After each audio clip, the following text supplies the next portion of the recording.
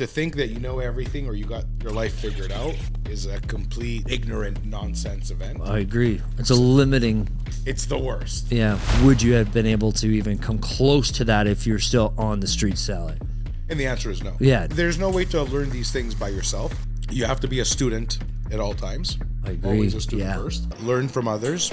You have to read or at least listen to books from leading opinions and thought leaders. Right now, I'm listening and reading at the same time. Who, Not How. Yes. Dan Yes, Sullivan. there you go. Finally, somebody who cares about the industry, cares about other success, and wants to educate people to do better in their lives and do more, which is amazing. There's no standards for how many times you need to get educated throughout your career. It's all on you. From wine country to cottage country, real estate is all about lifestyle. I'm Andrew Perry, and welcome to That Fine Life.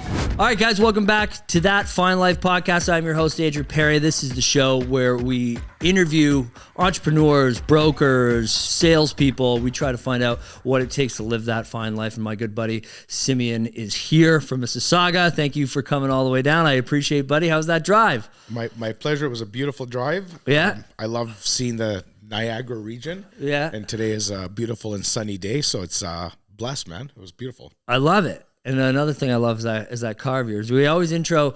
It's because, you know what? It all started with, do you know Dave Hutch at all? Have you ever heard of him? Or I've definitely heard of him. Yeah. We just recently connected on IG, I believe. Yeah. But I've never met the gentleman, so I'm looking forward to it. So ever since him and Matt Leonetti, they started talking about their cars. And so now every time somebody sits down, I just try to ask them about their car. And you have a very nice car. I love that car because Porsche has always been one of my favorite cars ever since I was a little kid. It started with the Boxster.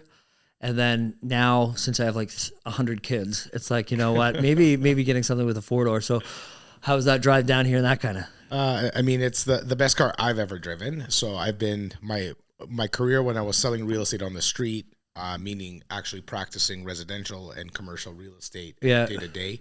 I wasn't the fancy car type. Yeah. So I always drove, I had a series of Acuras. I drove the TL, which is a great car. Yeah, I know that car, yeah. And it's never showing anybody up, showing anybody down. It's just like, you never talk about the car. Right. I never wanted to be the guy who pulled up in the beds. Not that there's anything wrong with of course people who do it, but I found it would hinder my business as opposed to help it. Yep. So I found humility and distraction. Like I didn't find success in distractions. I found success in humility in business. Once I got a little bit off the street, like I didn't get like I pushed Rovers for just over a decade. Yeah. And the only reason I actually switched is because of COVID. There was no Rovers. Right. So yeah. And as a matter of fact, I went in because my lease was up. And they're like, not only do we not have any, they're like, would you be interested in selling me your Rover? I was like, I came to the dealership seeking a new vehicle. Sorry, you want to buy my vehicle? And what am I driving away with? Yeah. And they're like, that's up to you. Like, I was like, sorry, am I selling you a car? Yeah, what is going on? Yeah. So basically, I sold them the Rover for $10,000 more than I bought it for 2 years prior, because that was the market during COVID. And I just thought, well, I couldn't give two dams because I have another vehicle in the driveway, my wife's vehicle. Yeah. And I'll find a vehicle for a little while. So if you paid me $10,000 to drive your Rover for 30,000 kilometers, my pleasure. Great. Wonderful. Wonderful. Yeah. So sure enough, I go with me and my business partner, Jazzy. We're just, after a Saturday working, we're just hopped down to the dealerships. And I was like, you know what? I haven't driven a car in exactly 11 years. Yeah. Since the 2012 since the SUVs, since the 2012 TL, I haven't driven a car. So it's been all SUVs. I was like, when we go to Benz, we go over here. I've never driven a German car for that matter. Yeah, German cars are the best. I went from Japanese to British, and I stayed there. So I've never had a BMW. I've never had a Mercedes. Right. Nothing. So we went to a Mercedes. We saw amazing vehicles. Go to Porsche. And they're like, well, we don't have anything here, but there is one coming that just got canceled. It's on a ship in the middle of the Atlantic Ocean because you can track them. Them. I like to think so. I hope. Well, there was a ship that actually went down with a bunch of cars during that time. I remember that. So it wasn't mine. But sure enough, it showed up in Halifax a week later. Yeah. The only difference from the one I wanted was I wanted a black car because I always did. And they're like, we have a Volcano Gray. I was like, don't even know what that is, but that sounds nice. Let's go. And sure enough, I got into that car. So it's the Panamera Hybrid, and it's by far, I've never driven a car like it. So it's not like I come from a lineage of sports cars. Yeah. So this is the tightest drive I've ever had in my life, and I enjoy it every day. I love it, man. I love it. And so in there, you said one thing. You said, when I was selling real estate on the streets. So now what you're doing a lot, by the way, so that you're the co-founder of REC, REC or REC? It's REC Canada. Yep. The Real Estate Center is what we used to be. Real Estate Center. And it just evolved to REC Canada out of ease and convenience. So that is our fulfillment arm from all views and from everything we do. So this is your real estate salespeople, right? Yes. Okay. So that's where we transact real estate because we do a lot, and we can get into it. Yeah. But REC Canada has been around for 17 years. Wow. And myself and my business partner, we run a team of just under, again, we were just over 60 agents. We're just under 60 agents, all senior, all throughout very strategically placed around the GTA, where we transact about anywhere between 600 and 800 deals a year. That's amazing. That's huge. That's absolutely huge. So you're basically, your own entity already. So that's great. And sure. And we're part of Royal LePage. Right. So that's right. Well, because I saw you guys at the, I think guess it would have been the awards dinner maybe about a month ago. And it's funny because somebody came up to me at a conference and was like, yeah, do you know REC? I'm like, no. And then I had met you right after. I'm like, now I know who this is, and I'm putting it all together. And because I started meeting agents from your team. So, and then you've got Broker's Playbook, an Investor's Playbook. You bet. What is these are sources of educational products, or what? How does that work? These are all evolutions, and that's the thing about business entrepreneurship and just the natural path of people who like growth. I'm a growth guy. It's the only thing that I enjoy. Money obviously comes with it, which obviously makes things better, easier, and faster. Yes. But the goal here, like, I'm extremely passionate when it comes to business and growth.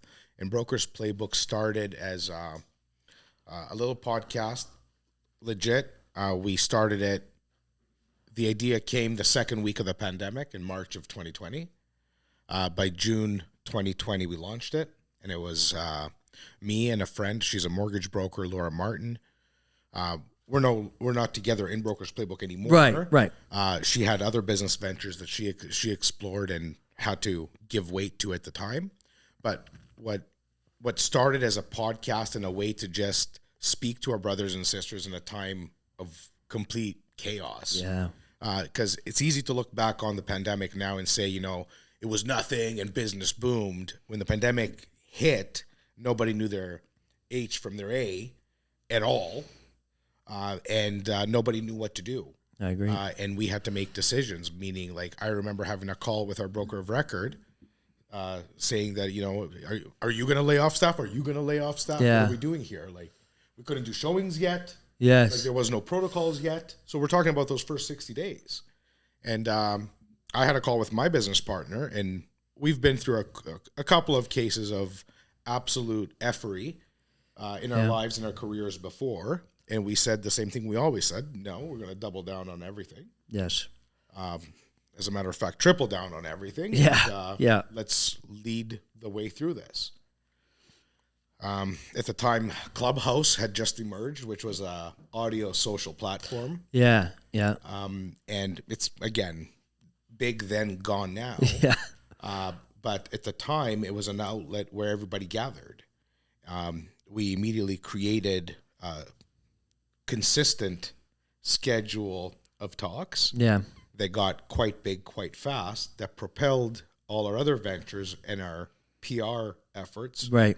quite rapidly, growing in I'm not talking about silly vanity metrics. But I'm talking like growing by 2,000 or 3,000 agents following you in a matter of 6 months is very significant. I agree. And when people actually hit, I'm not talking about bots because I have a problem right now with my IG account. I get that too. Yeah. No, but it's this weird 3,000 bots. So I went from 9,000 to 12,000. I didn't pay for them. Right.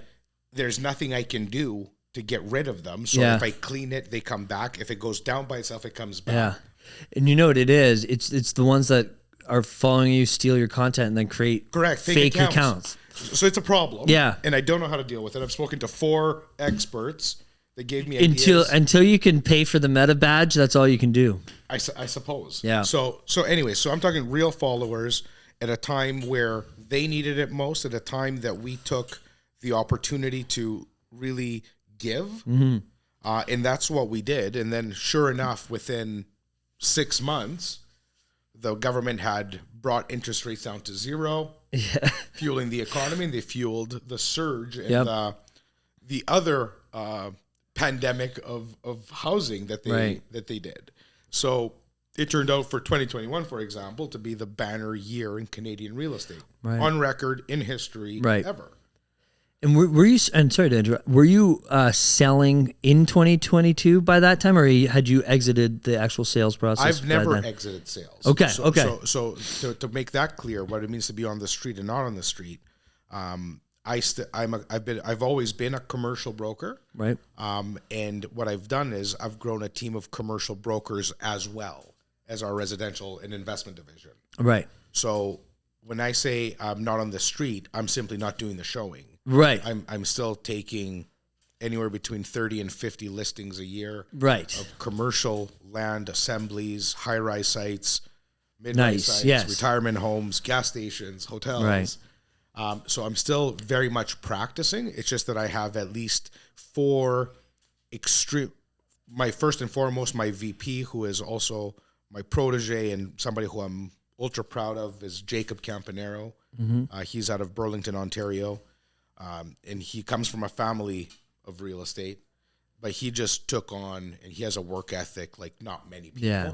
I would say it rivals my work ethic. Yeah. Because I know how hard I work, so I'm not shy or humble about it. I work 10 to 14 hours a day. Yeah. That's how we do it. And he does 12 to 14 hours a day. Yeah. Because he has to build his business and, of course, service mine. Right. So it's that's how I do it, and that's why, like, the minute I came off the street, I was able to live a little bit more lax than Yeah. So, I mean, that's kind of a principle that I've been living my life and business by over the last couple of years. You know, Dan Martell wrote a book called Buy Back Your Time. And it's one of those, you know, where just think about your growth over the last few years. Would you have been able to even come close to that if you're still on the street selling? And the answer is no. Yeah, you just couldn't do it. So scalability. And there's no way to learn these things by yourself. You have to be a student at all times. I agree. Always a student first. Yeah. Learn from others. You have to read or at least listen to books from leading opinions and thought leaders, because people, there's this concept called Sonder, and that everybody's life is as or busier than your own. Right. So if you were to just walk down the street, or we're in Niagara, walk into the casino, every single person that you see was somewhere, is there, is going somewhere, and that's truly fascinating. I agree. So to think that you know everything or you got your life figured out is a complete ignorant nonsense event. I agree. It's a limiting. It's the worst. Yeah. So the truth of the matter is, like, right now I'm listening and reading at the same time. Who Not How. Yes. Dan yes, Sullivan. There you go. Finally. And it's because right now I know where I'm going, meaning, and I'll speak to Brokers Playbook and Investors Playbook in a couple seconds. Yes, of course. But right now I need to make decisions that are going to impact my entire life's trajectory as to who I'm going to work with on specific initiatives. So looking around me to the people that are available to me, because if I lived in Germany, it would be a different set of people, different set of circumstances. Of course. So I live in Toronto. I live in Mississauga. We're in Toronto, part of Royal LePage. I know Andrew, the next guy, the next gal. So I'm looking around me to all the generals, the lieutenants, the soldiers. Yes. Who, not how. So who's going to get involved in how, into what capacity is my decision and my cross to bear at the end of it. Right. Because the consequences of each action, as just like the rewards, are going to be there to bear.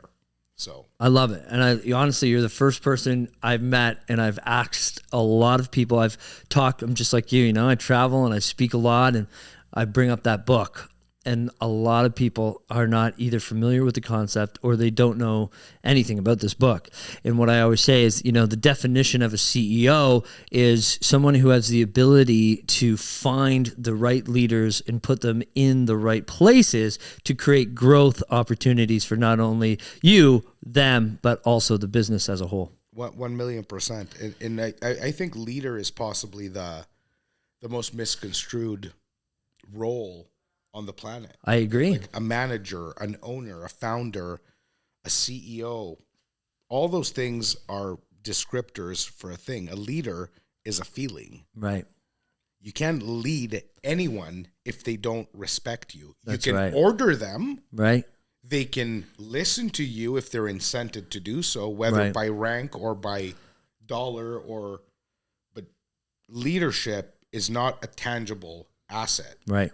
Leadership is 100% intangible, and unless you're inspirational and motivational, there is no leader. Right. So that's for sure. And like for me. And I find it's difficult to do when you're still transacting, like with buyers, let's say. You know what I mean? Because you're out and about, you're not focused, and these are potential sales that maybe your team could have had. I mean, I don't believe in force feeding high quality leads to your team without any type of incentives or something like that, because you don't want to look what happened over the last 2 years. We're exactly like you said. Okay, all this chaos, which provided a false sense of busyness, a false sense of productivity, and a false sense of, hey, I got skills. I closed 20 deals last year, 50 deals last year. Yeah, okay, but that was a very, driven. It's not even the market was driven by your clients, right? So you can't even compare it, and that's not the environment I try to create with my team. So I have team members that, wait, Andrew, shouldn't we be getting more? Shouldn't we be getting more leads? And more high quality leads. I said, okay, yeah, that'd be great. I'm happy to do that. But where is the activity that has proven yourself that you can deserve these clients, but also service them? And if we go into your follow-up boss or whatever CRM, KV Core, and if we realize that, these people aren't being serviced on a day-to-day basis, what type of skills are you lacking that maybe I'm not going to trust you with these types of clients? So I'll tell you, this is our daily life as in the real estate sales industry.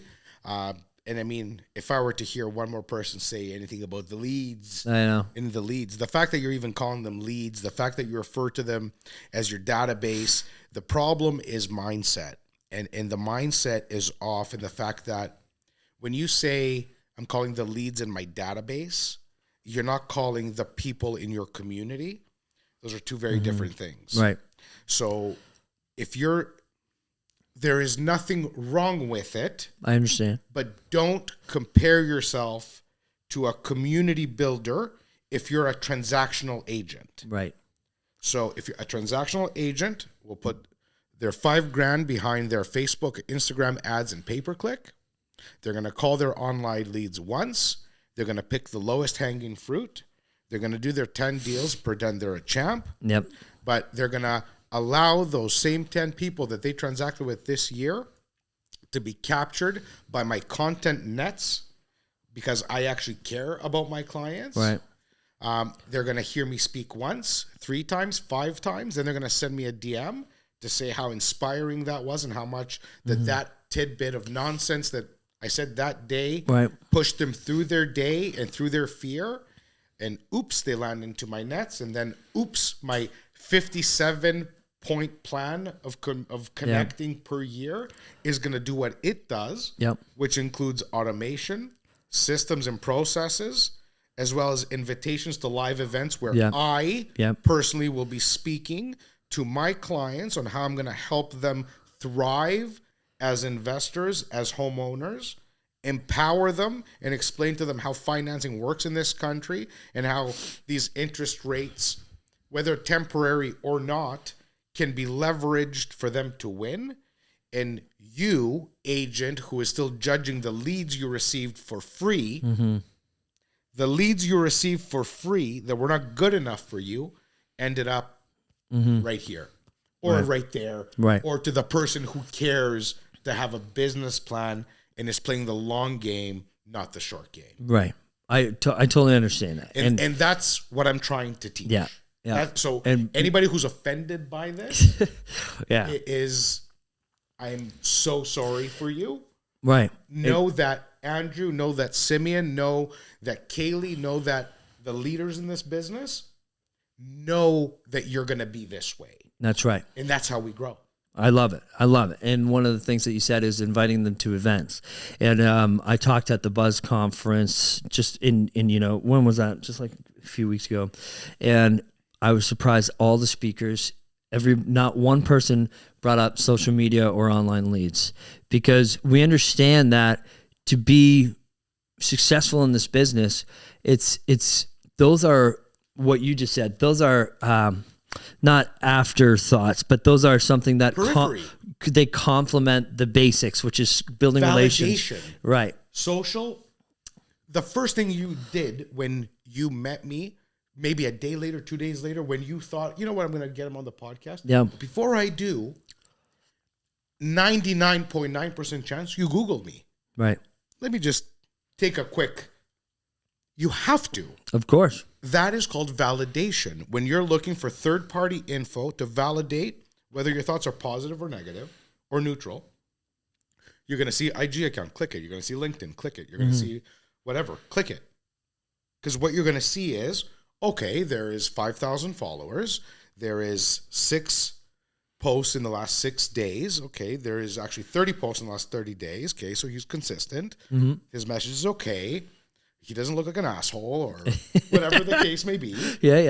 All the things, and you're slowly serving your prejudicial mind. Again, prejudice is always painted as a bad word. It's what we use every day to make a decision like, should I buy this or is it too early to get crazy on a Red Bull? It's prejudice. It's prior experience. So everything we do is to form an opinion and to make our next decision. Right. Social media, unless you participate, you don't have validation. It's not going to close the business. People are like, oh, but how much business does your Instagram give you? Yeah. Unlimited. Yeah. I don't know. Right. What caused that person to say, you know what, I am going to call him? Right. Could it be that one message that if it wasn't there, they would have never called? How do you know? It's validation. I love that. And what our team's actually getting much better. It's not just, it's just the overall myth of what a team can provide an agent. Like they think that they're going to join the team, be given these leads, and that's why you have a split. No. The split is the coaching that we give you, the training, the overall mindset, working like if I had an opportunity. And again, I'm not saying Ryan Serhant's like my boy. I'm just saying it for everybody out there that knows him. Imagine I had the opportunity to actually work with him in my first year of business. How much money would I be willing to pay for that? Where do you think if I worked with Ryan, he's going to get me on a show? He's going to give me all his leads? No. And it's the same thing. That's what you're joining a team for, especially in this day and age where you're competing against you. You're competing against Rob Golfi. You're competing against Matthew Regan. Sure. You're competing with all of these super teams. Legends of real estate. Exactly. That have these systems in place to make sure that they take your market share. And so what do you think spending all your time calling thousands of online leads is really going to do? It's going to take you out of the market. It's going to take you out from building that mind share, like David Greenspan says. And what I liked about what you just said was essentially the fact that if people, it's because these kids, like, they look at social media, they're like, well, that's not cool. Like, oh, they're posting all the real estate stuff. That's not cool. Yeah, okay. The whole point of us is not to convert these people. This is social media. People are going there to be entertained, inspired, or educated. And so what happens is they're like, well, I don't want to post that. I don't want to keep real estate on my profile too much. Well, I'm like, look, if I look and I want to say, hey, is this person, let's just say Alex, is Alex a good realtor? Is she involved? Is she a part-time realtor? And I look up and there's all these branding photos, which I do, don't get me wrong. I basically started that here in Niagara. Just ask anybody. But what I found out is that you lose the substance. Okay, just listed, just sold content may not be the most highest converting, but when I go and check you out, if I don't see any of that shit, I'm just assuming that you're a TikTok realtor that isn't really converting. Not like there's anything wrong against TikTok realtors. Nope. But what I'm saying is that when that's all you have, it's going to be detrimental. So we keep prefacing everything we say that there's nothing wrong with that. And the reason for that, for anybody in your audience, is very simple. I don't care to judge anyone. Of course. It's about maximizing. So I can share what we're doing and what works for us. You resonate with it, great, take something from it. I encourage you to do so. If you think you're going to sit there and judge, you're just losing further. Right. So if you're looking for something for me to say wrong, for you to be offended by, for me to trip up, I just don't care. Right. So that's why you're losing in the first place, is because you're too busy worrying about what I'm going to say to offend you, right, rather than taking what is working for me, what could work for you, maybe, if you're so blessed to find something, and take it and put it into practice. So the thing is this, for social media. So here are my secrets of social media. I am in a different place in my career than 90% of other realtors. My top realtors are in the same place as other top realtors. My juniors are as lost as anybody else's juniors. Right. Yep. Period. So where do you start and what do you do tomorrow? That's up to your level and your intelligence and your circumstances. So there is no recipe. Anybody looking for the blue pill here today, surprise, come off the podcast now. It's not here. What is here is that I'm going to say, if you were to look at my socials that are absolutely strategically engineered by myself and my social media team that I pay for to ensure that my message is authentic. Mm-hmm. My image is absolutely curated. Yep. Absolutely curated. That doesn't mean fake. No. That means that there's an intent. So when you, realtor, you, client, you, anyone, when you go to my socials, I want to make sure that you see and feel a certain way. I am in control of the narrative of the validation. Mm-hmm. You're not going to see 3 a.m. posts by Simeon on my page. You're not going to see anything personal other than what I believe should be there. Right. So, for example, this is the first podcast ever and anything on with an audience that we talked about my car. Right. There's not a single picture of my car on my socials. Right. There's no humility, meaning I don't think you would think I'm broke when you look at my Instagram. Of course. But there is no pumping of anything ever. Right. And even my social media team, when they first came on, they're like, why don't we do a shoot, the car in the door, maybe a helicopter? What is it we're trying to accomplish is what I asked. Right. They just wanted my brand to look a certain way. Right. And I have one of the best brand strategists in this country, to give a props, Sabina Malik. Yes. She's phenomenal. Yes. But even like for them, they just want their client to look amazing. Mm-hmm. But everybody's view of what amazing is, there's a fine line between creating haters, actually engineering them, and inspiring them. So what you will find on my socials is 2 interviews a week with mass media, Toronto Star, Globe and Mail, CTV, all the things. Like, this is all things that we went out to get. Right. Because we're going to speak about Broker's Playbook next. Right. I needed to elevate my PR. I wanted to become the authority in real estate and finance. So I branded myself a finance expert, self-proclaimed. I finished accounting and financial management at Ryerson. Yep. But self-proclaimed, I went from number one at Royal LePage, Canada, to finance expert. And I'm not speaking about real estate all of a sudden. Why is that? Weird. It's not weird. I needed real estate experts don't get interviewed on TV and in the newspaper every day. Right. We're looked at as shoe salesmen. Boom. For what it's worth. You said that. No, I love that you said that. For what it's worth. I love that you said that. So no matter how much you do, no matter how much you try, our profession is still looked at because of commissions, because of the few greasy people out there. Clout chasers, egomaniacs. Yep. We're looked at in a certain way where I could not achieve what I wanted to achieve. And what I wanted to achieve is specific PR milestones. Right. The way to do that is I had to pivot, swallow my pride, be very patient, and put all the seeds in place for me to become what I have created. Meaning, again, we're not talking about celebrity and nonsense here. Of course. But for our little world of Canada, of real estate, I enjoy the most PR almost in the country organically. Right. Non-paid for advertising, not advertorials. Right. Opinion, contribution to articles. And the reason I wanted that is because I'm about to stand on a stage within the next 60, 90 days to launch what I believe will be a revolutionary prop tech. That's my play. That's where I'm going. And that is a play to redefine the investment-focused real estate agent and the servicing the needs of a completely underserviced demographic, which is the investor, the real estate investor. I agree. So if that is my agenda, I had to work for almost 2.5 years now, extremely hard and extremely patient, all self-funded, in order to create the environment that's ripe enough to launch something significant. Right. And there's so many bombs in that speech that you just came off of. And I love it, by the way, because there's so many similarities.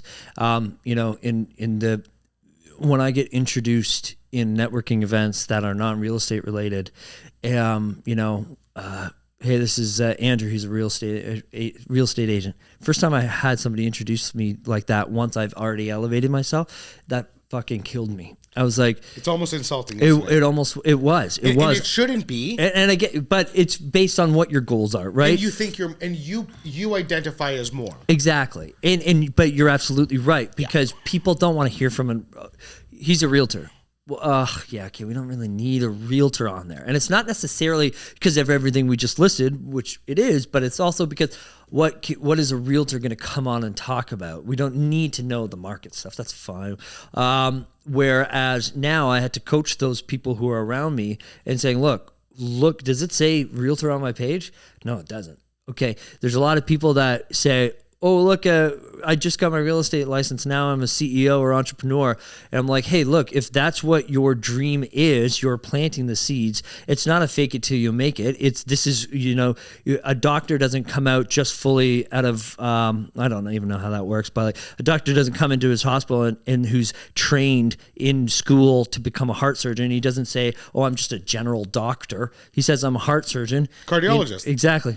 Cardiologist. See, that goes to show. Yeah, I'd fail that real quick.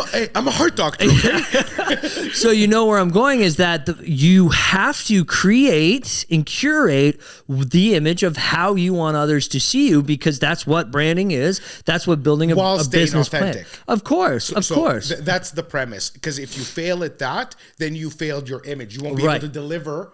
So if it's not authentic, when somebody meets you, they're going to be immediately disappointed. Right. And that is the ultimate failure. Of course. So if the place they go to validate turns out to be the place that they were duped, you have failed at every level. I agree. So authentic messaging, curate it all you want, but it better be you when I meet you. Right. Or else we got a problem. I agree. And that's what I see ever since I have been following you, is I see somebody who cares about the industry, cares about other success, and wants to educate people to do better in their lives and do more, which is amazing. So now do you want to talk about Broker's Playbook? I sure do. Yeah, man, to put into perspective, so Broker's Playbook evolved, and it's evolved into potentially a behemoth, and that's what I hope it becomes. I mean, I'm fully ready for things to not go my way as well, only because it's the biggest order I've ever kind of stringed together. I've involved, I cannot, like, maybe in about a month or two, I'll be able to speak to some of the strategic partners on there, but one of them is the biggest, or one of the biggest, I should say, global real estate investment trusts that exists. Right. That's more than interested. That's participating on a verbal right now, and hopefully within 30 days, everything is kind of confirmed.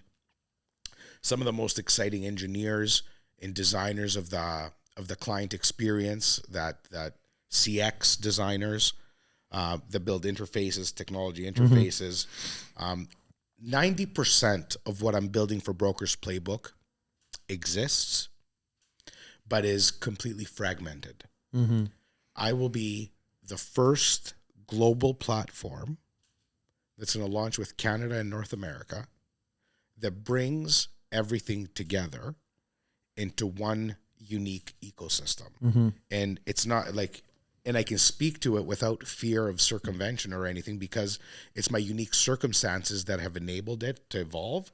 So you knowing it cannot hurt me. You can't steal it. And I'll speak to what I mean by that, because people always fear to share their secrets because somebody will steal them. Well, what are you going to do with it? Yeah. Go ahead, steal it. What will you do? You couldn't execute. You couldn't tie your shoes this morning. You're gonna so do you see what I'm saying? Yes, so of course. People always fear, and that's, if you can get over that, and I've been doing that now for 5 years, limitless, meaning ask me the question, you'll get the answer, the truth. Yes. Not one person has ever hurt me. We've only grown and grown and grown. Of course. So I have social evidence and proof that the more you share, the less people steal, and the more people do to enable you. Right. Facts. I agree. So let me explain what the platform is. The platform is simple.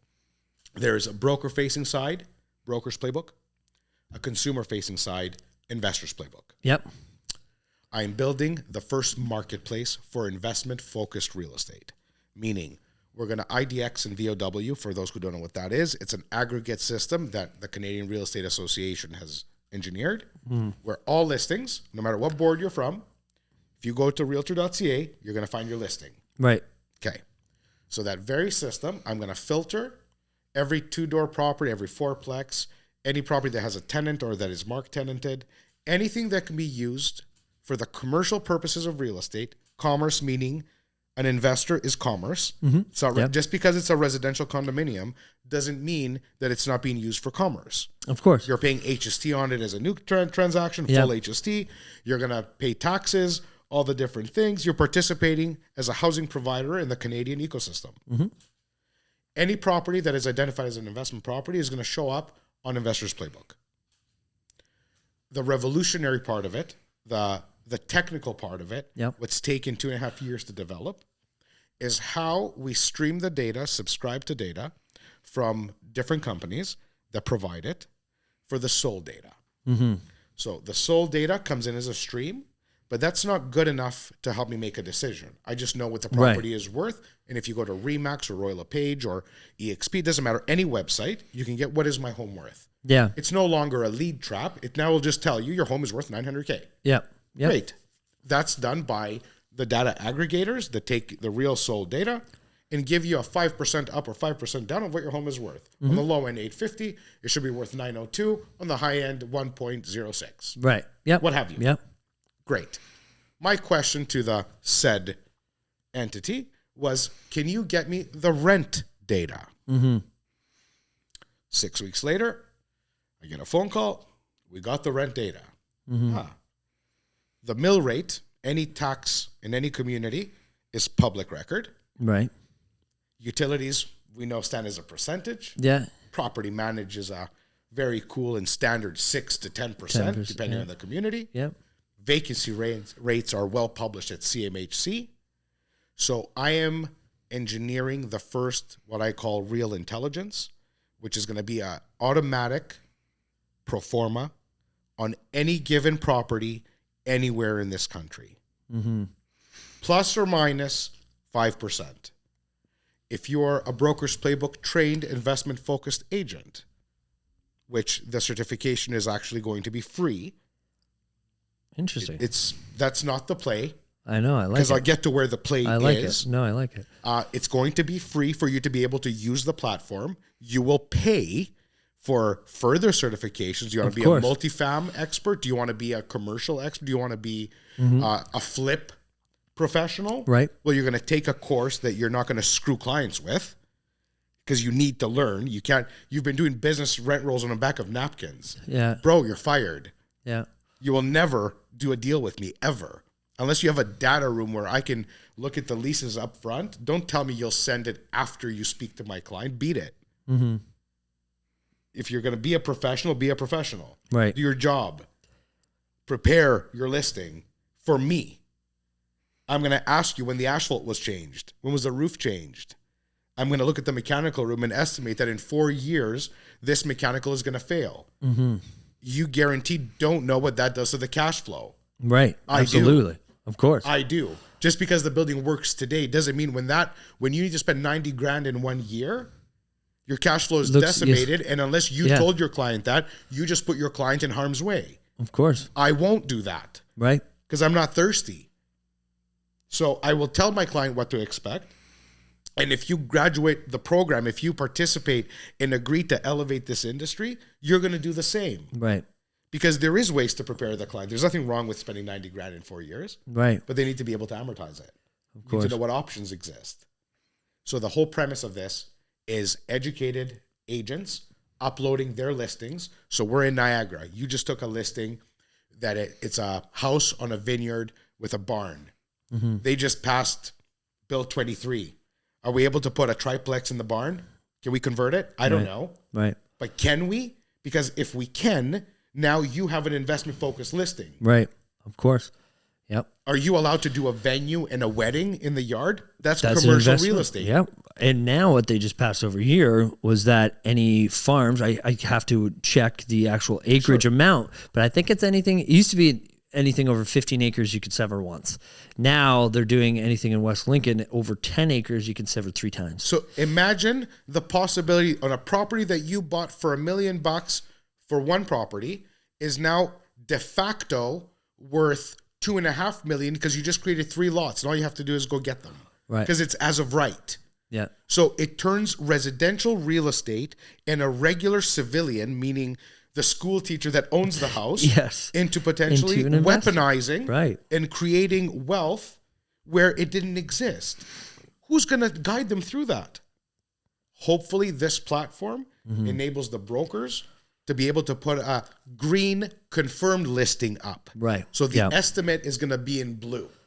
So the system is in blue. The system is to help the consumer be able to run a quick number.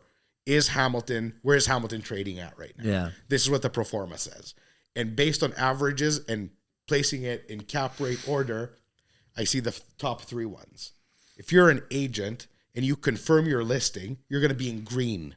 Mm-hmm. You don't think the consumer is going to prefer to look at the green listing first? Absolutely. There is nothing on this platform, on both Investors Playbook and Brokers Playbook, that allows the consumer to ever transact without one of us.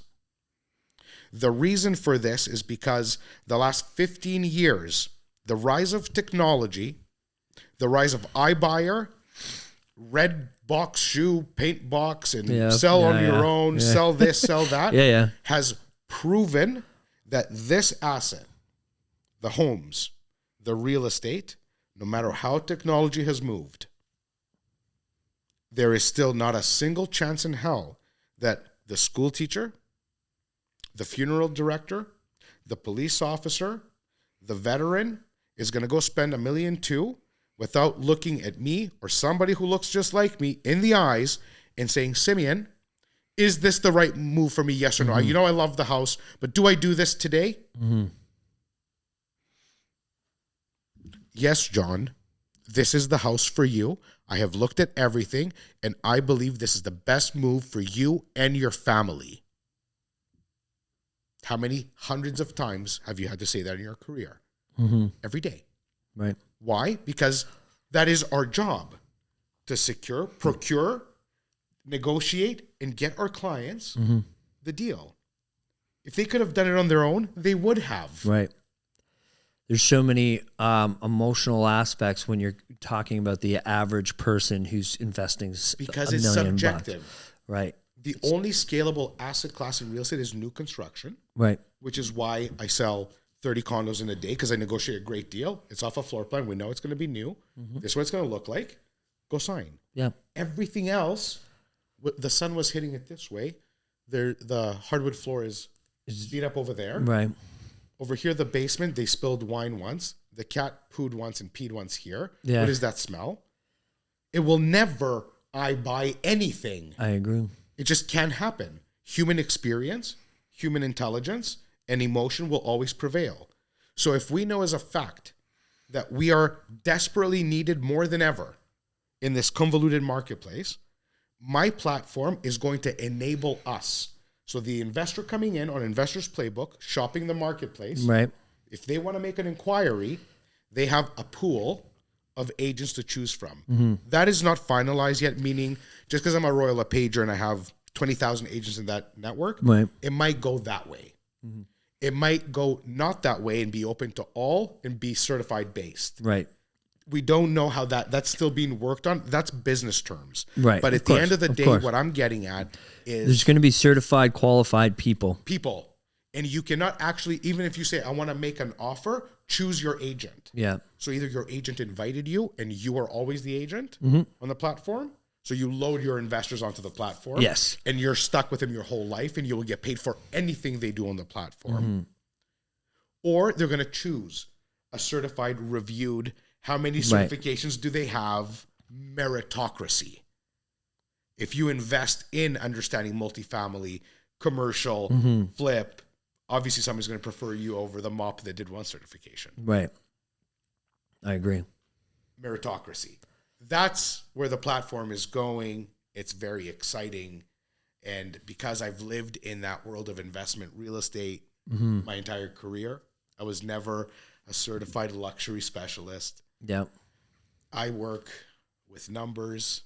I like numbers, and I've enjoyed making people money my entire career. So that's what I'm good at. So I'm very passionate about it. Well, I love it, and I can see it. Does it sound like it makes sense? Absolutely, okay. It does. No, absolutely, absolutely, it does. And I like the fact that because the problem is like I said before, is that there's good mechanics, there's bad mechanics, there's good photographers, there's bad photographers. Everybody is a professional because they are in business, but it doesn't mean that everybody is consistently. There's no there's no standards for how many times you need to get educated throughout your career. They have the RICO course that you have to do every 2 years or whatever, but it's all on you. In the consumer, the average consumer does. I know. I'm not even going to talk about who completes those. Right. I'm not. Right. But the average consumer doesn't necessarily know that. Just because you got a very nice looking billboard, that's right, it doesn't necessarily mean that you're qualified person. So you're giving them a space. So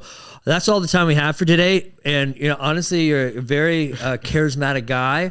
And the first time I've ever met you, the first couple of times I met you, you show up in a full suit, and I'm happy you showed up. Because you're curating again, and I love it. And again, that's exactly it. In a suit or in this, you're going to get the version of the day. If you're somewhere where a suit needs to be worn, you can rest assured. Rest assured a suit will be worn. I agree. It's going to be us chatting. There's so much bullshit around. Well, I have to wear a suit, or I have to dress down because that's me. Okay, great. But you're getting hired, and the people that work for you, you're a reflection of them, and vice versa. So I always make people feel comfortable. We could go on forever, bro. If I know my clients are coming up from Florida and they're buying in flip-flops, hell, I'm wearing shorts and I'm wearing flip-flops because it's comfortable and it feels good. However, remember, at offer presentation, I don't care if your client's from the North Pole, unless you're in a suit and everybody else is in a suit, Santa Claus will judge you. Right. Because if you lose, the first thing they're going to say is that silly little red suit of yours. Yeah. It looks like mine, but you shouldn't have worn it. Right. I agree. So just Be intelligent. I agree. I love that. Well, thanks, buddy, for coming on. I appreciate it. And everybody who's watching and listening, don't forget to click follow, hit the notification bell, leave us a review on Spotify as well so that more people can get value from these podcasts. So peace out.